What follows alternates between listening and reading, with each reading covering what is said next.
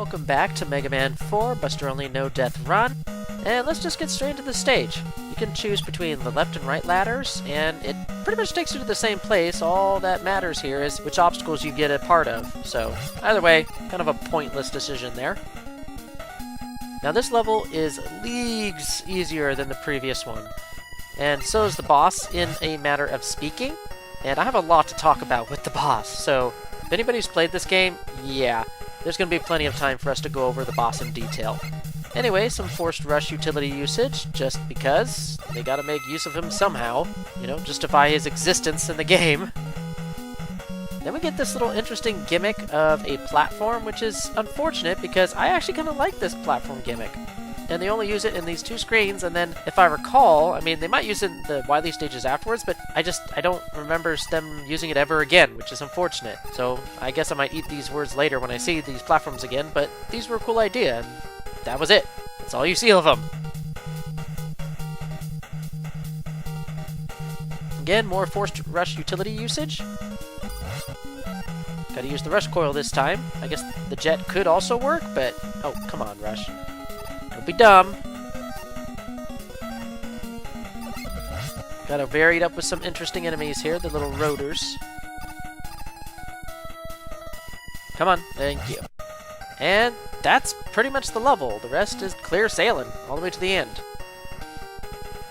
Now the next screen is interesting. It has an E-tank, and as I said, I like to pick up all my E-tanks as I go across them, but since this requires an actual weapon and not anything I actually start the game with, like the rush coil, I'm not going to be collecting it, so I'm going to keep going, because that requires a weapon, which is not a buster, or not rush, which is something you start the game with. So that's an E-tank that is skipped.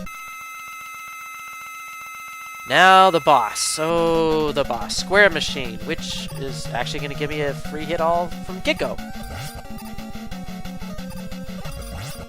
Okay, and that's pretty much how you damage him.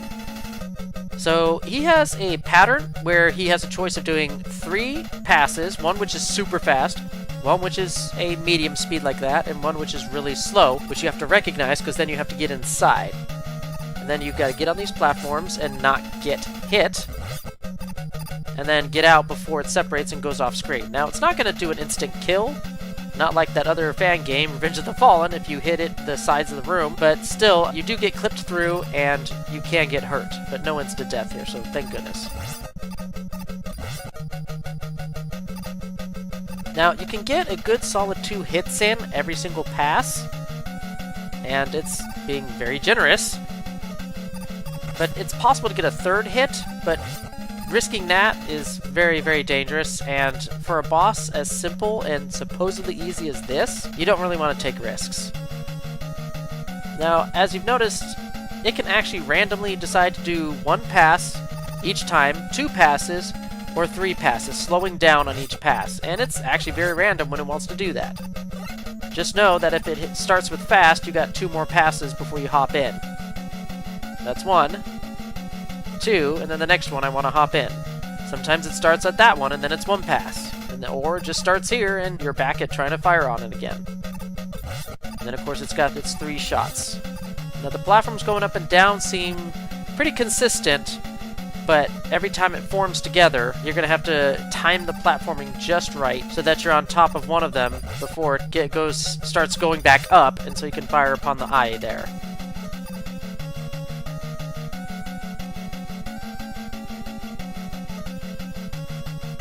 And that's it.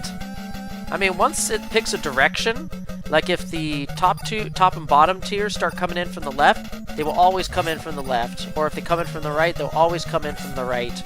But only for that particular cycle. Once it forms together, see it's coming from the right? Once it forms together and then breaks apart, then it can decide to go left or right again, if that makes sense. So Square Machine, not too hard to figure out. Trying to get some hits on it, well, that can be a little tricky, especially with Buster Only. If you have the weakness, well, this battle's just a kitsch. Don't even have to try very hard. So that's it. I don't really have much to say about Square Machine other than I died far more than I thought I would. Yes, that's right. I actually had difficulty with this boss. much more than I was expecting, actually, going into it. I was like, this is going to be super simple. But no, these platforms and everything have screwed me over more times than I could even count. And, I mean, I guess I could speed the video up a little bit, but I know. Y'all probably want to see it one-to-one speed comparison here. You don't want me to speed it up and do some crazy music or anything like that.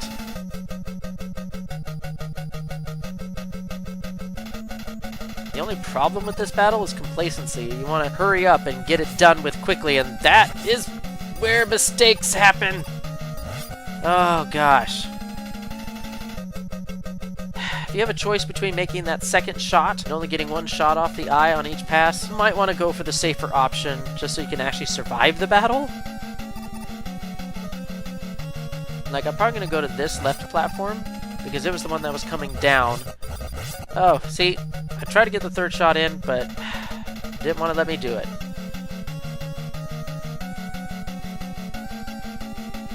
So a surprisingly tricky boss. Something I was not expecting going into. I thought this was going to be even easier than the first level. The stage was, at least. Whew. Okay, done with that annoying boss. Oh my goodness. You will be surprised at how many outtakes I have on this particular guy. And we move on to the third stage. Don't remember too much past this point, honestly.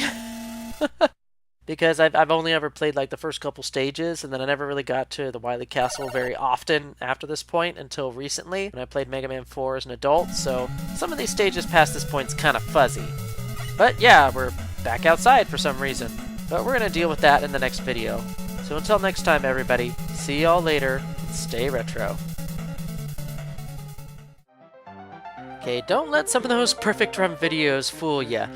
This boss is actually deceptively tricky, and the majority of it is because of these platforms right here.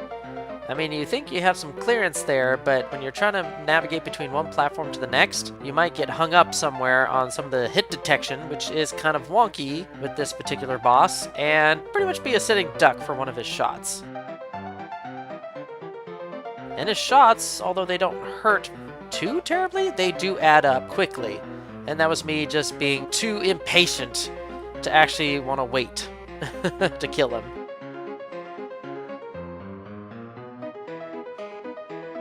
Yeah, that was me being impatient again. So the killer here is the complacency and wanting to hurry up this battle and get it over with. And I think the developers knew that and would punish you greatly for it.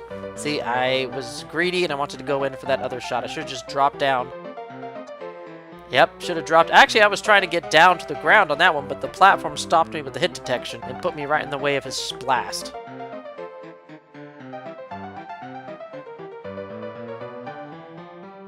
That was just poor timing, that particular death. So yeah, this boss provided a lot more challenge than ever expected, but I'm glad it's over now.